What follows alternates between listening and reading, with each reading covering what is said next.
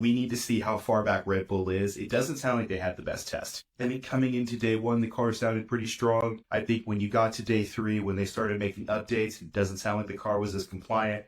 It seems like they're still kind of having that Red Bull issue where either correlation is struggling from track to track. They were trying to widen the operating window, make the setup a little bit easier for them going race to race, and it doesn't seem like that's happened. So I think Max is really going to be somebody that's going to want his fifth championship this year. I think we're going to see Max on another level.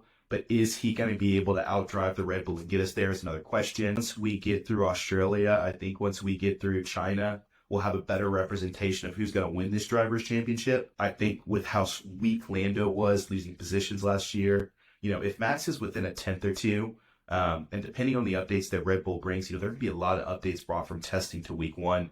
It'll be interesting to see how far Max is behind. I think if he's second on the podium, finishes within 5 to 7 seconds, you've got to see him still potentially as somebody to look through in the drivers' championship. But right now, it does kind of seem like Lando minus 160 early feelings going into the season might be your best bet.